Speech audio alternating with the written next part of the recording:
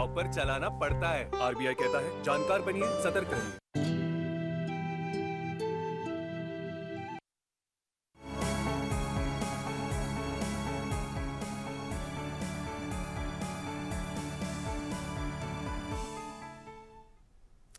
Hello and welcome. I'm Ramesh Ramachandran and you're watching a special broadcast here on DD India. The US election season is well and truly underway. With the presidential election due on 3rd November, political campaigning has picked up pace. The Democratic Party is keen to dislodge Donald Trump from the White House. But who from the Democratic Party will eventually take on Trump? Now that is not clear yet.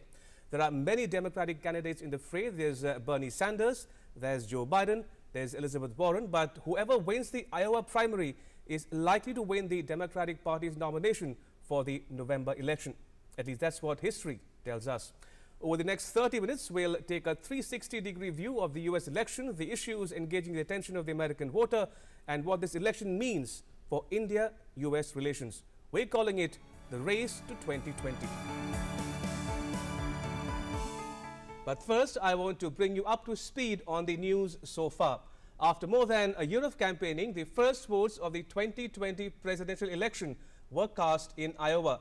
The Iowa caucus kicked off at 7 p.m. local time, that's 6:30 a.m. India time or 0100 GMT.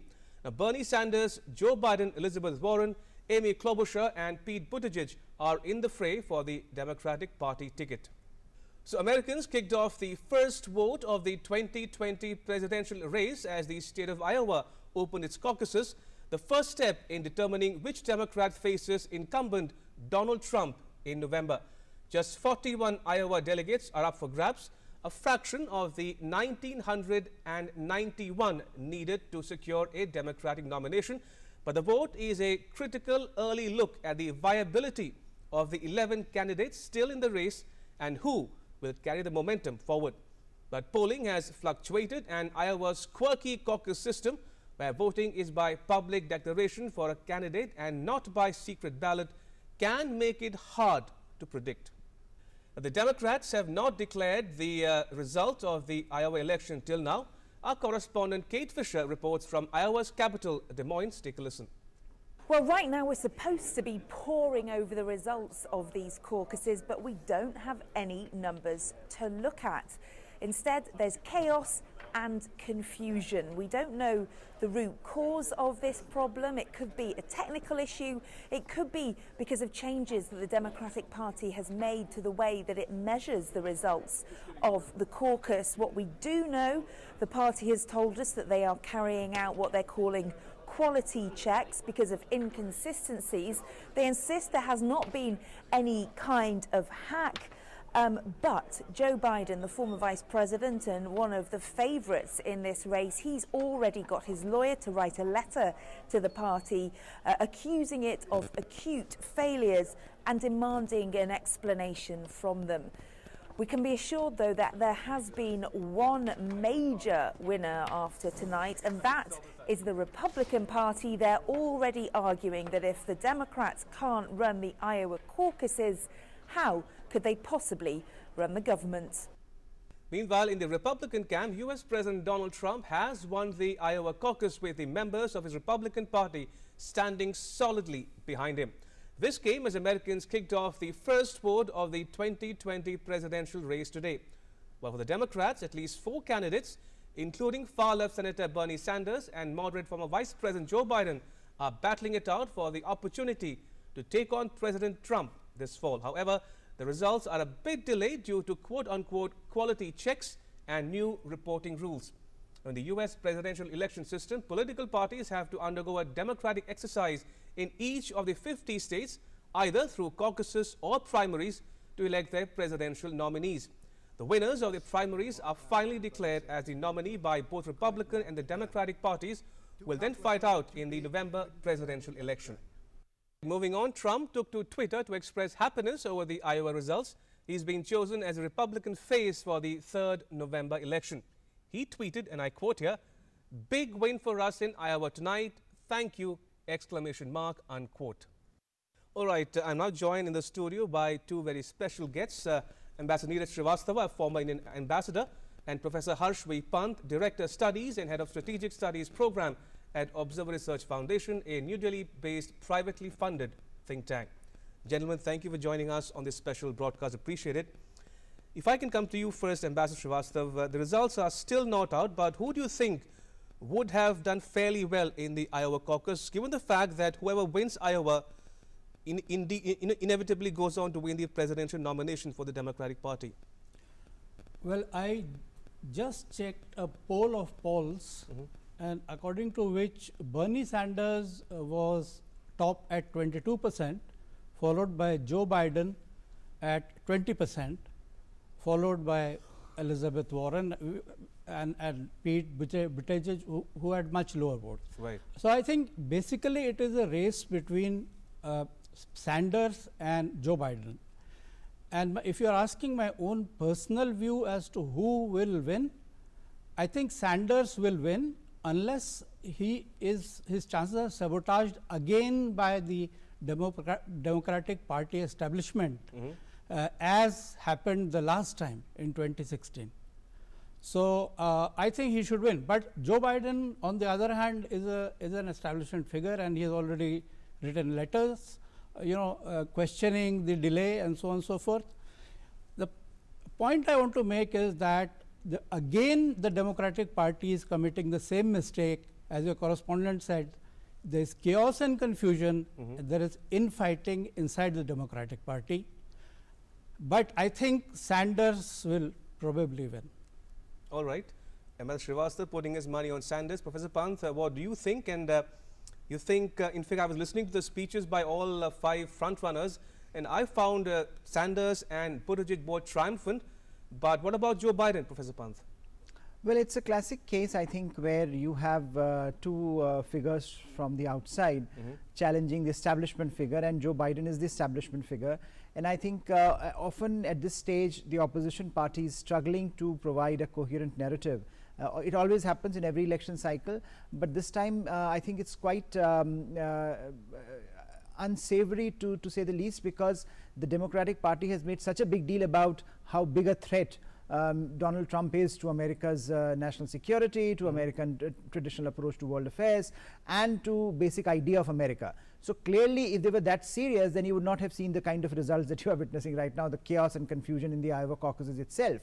So there is something happening, I think, within the Democratic Party, the churn that is happening, where Joe Biden, if, as you were suggesting, if the posturing by Bernie Sanders and by Pete Buttigieg are any indication, they are indicating that they are on the, they have won this caucus. And if that is an indication, I think the road ahead can be quite tough for Mr. Biden. But as again was pointed out, that he is already preparing a legal assault on Iowa caucuses. So I think we are in a long haul as far as Iowa caucuses are concerned, and we will move from there to New Hampshire, another super Saturday, where you will see a lot of churn happening, and by the time you reach to March end, perhaps there will be a nominee that has this that has the entire Democratic Party behind himself or herself.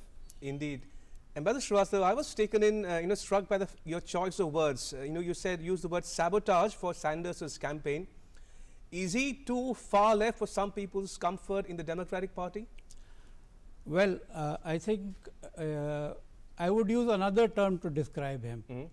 He is not part of the US establishment, which Hillary Clinton was, or which Joe Biden is. So in that sense, he is outsider. I wouldn't call him too far left. I would call him somebody who is outside the establishment and on the left side, I would call him. Whereas Joe Biden is an establishment figure and on the right side. So this is what we are looking at, and the point is the Democratic Party bosses, which include Hillary Clinton, and she has made some rather disparaging remarks about Sanders, will again try to pull him down, as she did last time, but the question is, we have to see whether this time she succeeds or not. And I have no answers to that, whether she'll succeed or not. But she is clearly backing, Joe Biden. She is on the side of Joe Biden, So it is again a seesaw battle. And last time, Sanders was pulled down and his chances sabotaged. I hope a repeat performance does not take place. All right, fair point. Professor Pant, the results are still not out, but among the 5 front runners, be it Sanders, Buttigieg, Biden, Klobuchar, or Elizabeth Warren, who do you think is best placed to challenge Trump come November? Well, I think that's where the Democrats are in a weak spot at the moment, or a tricky spot at the moment, because see, just now Ambassador gave us some numbers. So clearly the Democratic base is most excited by Bernie Sanders.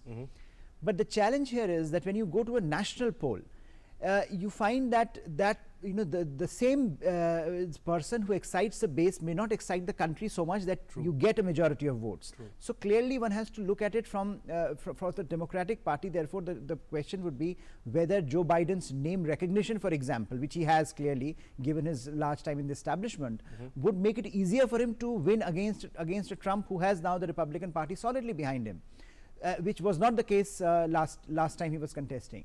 So the challenge for the opposition, the challenge for the Democrats at the moment is, when the caucuses happen, only the Democrats are voting. You will go all the way down to a position where only the Democrats will be electing their candidate. But once you enter the national fray, would you have that kind of a mandate from that person that he can also reach out and take away some of the centrist or even the right voters in the political spectrum? And I think, to be very honest, at this point, if you are a Democrat, you would feel that maybe Joe Biden still is the candidate that can give them that traction. Bernie Sanders is a very exciting candidate for the left, for the base, for the youth, but maybe his appeal to reach out to the other side gets limited, and in an election that is a very high stakes election for the Democrats, perhaps they might want to be very cautious in their approach. But again, it's a difficult transition from Iowa caucuses all the way to a national campaign. Indeed. Ambassador Srivastava, coming to you now, you've served in the US. For those who might not be familiar with the US election campaign process, what are some of the issues that captivate the voters' mind and attention? Is it jobs, migration, economy, or foreign policy? And would it be the same in 2020 as well? The most important issue for the American voter is economy, employment, particularly employment, what kind of salaries he is able to get, because that is Trump's base, and that is what made Trump win last time, the Rust Belt states. Right. So this is the most important thing, and after that, immigration and foreign policy maybe would come in at number 6 and 7. But for 1 to 4, it is employment, it is salaries, it is working conditions. This would be the most important. So it's domestic issues primarily that will determine the election. Domestic economic issues. Sure. Yes. Professor Pant, talking about Trump's foreign policy now, the last 3 odd years, how would you rate his foreign policy in terms of his policies vis-a-vis Iran, on climate change, on trading agreements, Iraq, Afghanistan, China / Indo-Pacific, Russia, so on? So what's the sense you're getting about Trump's foreign policy successes, if at all, in the last 3 odd years? Well, you often hear the word disruptive for Mr. Trump, and he has been disruptive. He has challenged some of the old assumptions about American foreign policy around the world. Perhaps even some of the things that previous administrations were saying in hush-hush tones, he has been saying it in a much more belligerent tone. But I think his single most important impact has been felt, as far as I am concerned, on the issue of China, where he has changed the conversation in the last 4 years, not only in America, but also in the entire West. So if you look at the kind of engagement or the kind of relationship that the West is recalibrating with China, despite the trade deal that he has just signed with the Chinese, there is a sense that China is now openly talked of as the most important strategic challenge for America, for the West. And this is a recognition that is gradually also seeping into the West, larger West. So clearly that has been, in terms of impact, that's where we have felt his impact the most. also on economy, globalization. This idea that someone can challenge the fundamentals of globalization was very unique when he came to office. Today it's you take it for granted because every other leader that you see around the world is basically challenging the fundamentals of globalization. So you are looking at a world which he through his leadership in America at a time when he came, he looked as an as someone who was talking out of the mainstream.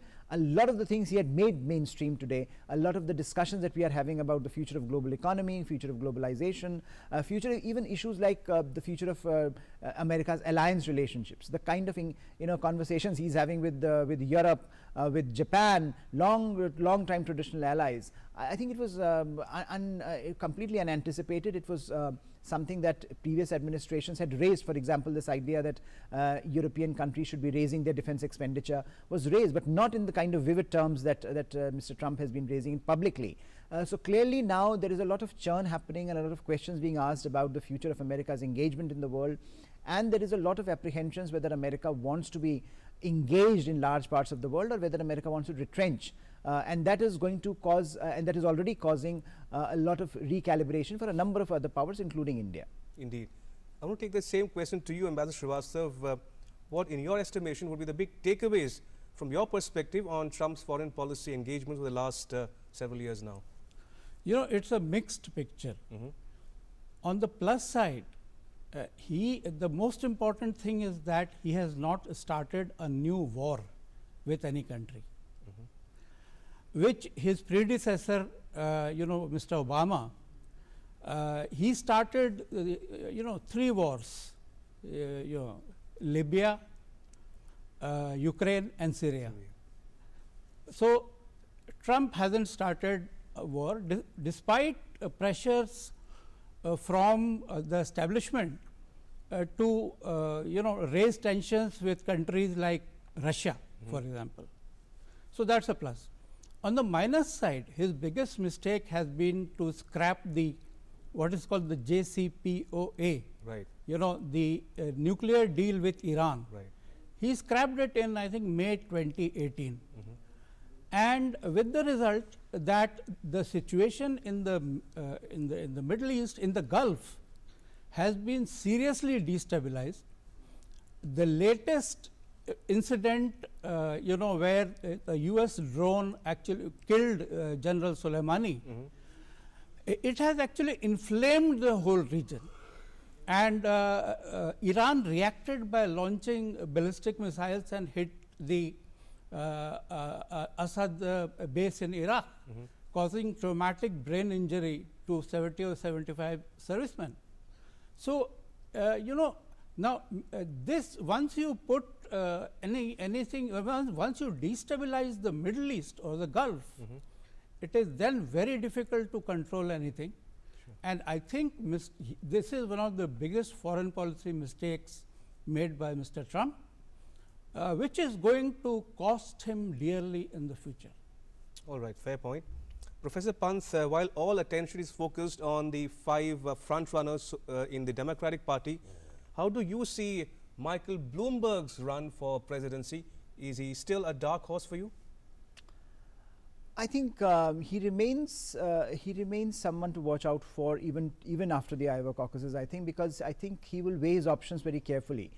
If, for example, the muddling along continues within the Democratic ranks, and if he feels that there is a real potential for someone like him to come and take charge of this kind of chaos, then certainly he would jump in, and he is a very formidable, he can be a potentially very formidable candidate, given again his name recognition, given again that he can campaign on both sides. He can also say that, look, I'm an outsider, I have done various things which are not part of the typically what a Democratic Party establishment candidate does. So clearly Bloomberg's campaign will also energize a different kind of a base for the Democrats. So he remains someone to watch out for, and again the chaos that Iowa caucuses are now showcasing, it's very unfortunate, but I think it also allows certain kinds of other possibilities to emerge if the present trends are not rectified very, very soon by the Democratic establishment. All right, I want to touch upon another issue of particular interest to people in India and around the world. That's the Indian American community.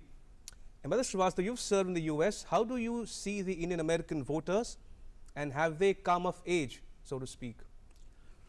Well, I think they have come of age, because now you have the second generation who were born in America and raised in America. They are American citizens, and they are the ones who are going to vote. Right. The previous generation had an affinity for the Democratic Party, but this generation will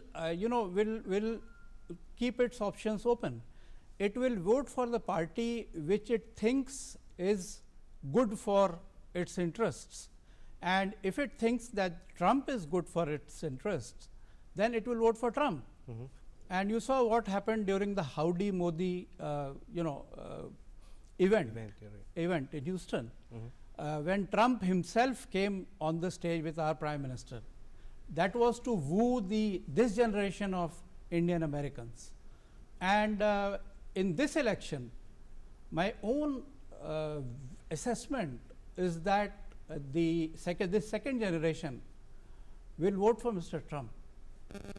All right, Professor Pant, your thoughts on the Indian American community in general, and also the Indian Americans have traditionally tended to vote Democrat, but could that be changing? I think yes. I think Indian Americans, we have seen, for example, because as Ambassador was pointing out, the second generation in particular tend to be more nationalistic. They tend to be looking at their country with a different set of eyes, with a different set of expectations. And I think what we are now witnessing is that churn happening within the Indian American community, and they are quite. I think they are very open about the possibilities of going towards the Republicans if they feel that that's a party that is going to serve their interests. And I think Mr. Trump, especially the way Modi government has wooed the Trump administration and the kind of results we have been able to accomplish, there is a sense that perhaps Mr. Trump is not that bad for India. He has been relatively good for India, and Mr. Modi has been able to engage him on a number of issues. Again, Mr. Trump would be visiting India this month. So there are a lot can happen insofar as the optics are concerned, and Indian Americans would be looking very carefully at what Mr. Trump says and does even in the future. So we are looking at possibilities which are new, and especially for a generation that is, as you point out, there is a second generation that is coming of age in the sense of politics. So clearly there is going to be a lot of rethinking about their own ambitions as well as their own expectations from the American political establishment. Indeed. Let's talk a bit, if you will, about US-India ties now. As you mentioned, Professor Pant, that President Trump is expected in India soon. So, Ambassador Srivastava, your thoughts on the current trajectory of the bilateral ties and the way forward, irrespective of who comes to occupy the White House come November? I think two issues will be very important during this visit.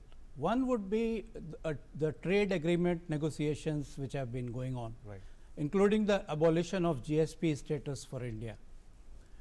And the second event, it will not be discussed in public, but in private, the second event will be the situation in the Gulf. Because we have, almost 8 million Indian citizens or people of Indian origin working in the Gulf countries, remitting $40 billion to India annually.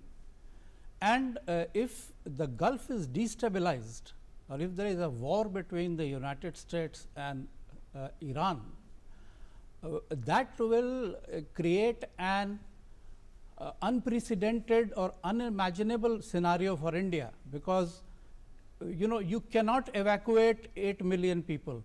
You can evacuate. We evacuated 185,000 citizens during the first Gulf War from Kuwait, who went to Jordan, and that took a month. But you cannot evacuate 7 or 8 million people. So I think from our side, our leadership would be telling Mr. Trump that, look, I don't think that picking a fight with Iran is a very great idea, or starting a war with Iran is a great idea. It will not be in America's interests also. This is not just in India's interests, because it will be against America's interests, because that will, the one result which it will definitely accomplish is that abolition of American military presence in the Gulf. Because with Iran's ballistic missile capability, which it has demonstrated in their attack on the Al-Assad base in Iraq, if an all-out war takes place, Iran is going to target all the American bases around it, which contains tens of thousands of American citizens. And the body bags, there is no appetite for body bags in the United States. So it is neither in India's interest nor in America's interest to start a war. But I don't know who advised Mr. Trump to kill Soleimani in this fashion. It was very bad advice. This should not have happened actually. Sure. Professor Pant, are you satisfied with the current trajectory of the bilateral ties, and what could be the next big idea in India-US ties? I think if you look at the trajectory of Indo-US relations, even in the last 4 years, it has been relatively positive, upward-looking. You may recall when Mr. Trump had come to office, there were many apprehensions in India. Right. And some of them remain valid even today, but largely Mr. Trump has not been that disruptive here insofar as Indo-US engagement is concerned. We have had our issues: Iran, Gulf, S-400 deal with the Russians, and trade, on which Americans have objected, and we have continued to go our own way. So clearly India has been able to define its own interests with America in a manner that allows India that independence, that autonomy to make decisions even where we disagree. And I think that's the strength of a relationship, where as friends, if you can disagree and still maintain cordiality, still continue to work together on converging interests. And that has been, I think, the hallmark of the last 4 years. And hopefully whoever comes to office, Mr. Trump or a Democrat, hopefully that trajectory would continue, because we have seen that trajectory continue from George W. Bush to Obama and now to Trump. All right. I want to ask you a question which I asked in 2016 after Trump won the election. Is Trump a one-term president or a two-term president? I want you to look into the crystal ball, so to speak, and tell our viewers, you think Trump will win come November? Starting with you, Ambassador Srivastava. Yeah, Trump will win, and why? He will win because his base has solidified behind him. And for example, this trade war with China. Right. So his base is intact. And if you look at the first Iowa caucus's result, 97% in favor of Trump. So in my view, if you want to make a prediction, Trump will win, and the chances in my case, which I predict, is 100%. All right, Professor Pant, your thoughts, last word as always to you. No, I think Mr. Trump has a very, very high chance of winning at the moment, and both because you have a situation where he has not only retained his base, but also now he is in a situation where the Republican Party stands solidly behind him, unlike 2016. You also have a situation where the Democrats are in disarray because they are moving in different directions. They don't know which narrative works well for the country, works well for the Democrats to take forward their narrative of winning the next election. So that's a problem. So I think at this point, Mr. Trump looks quite formidable. All right, on that note, Professor Pant and Ambassador Srivastava, thank you so much for joining us on this discussion. Appreciate it. Thank you. And that's a wrap on this special broadcast. But news continues here on DD India. You can catch all the latest updates on our social media, mobile and digital platforms. Thanks for watching. Bye-bye.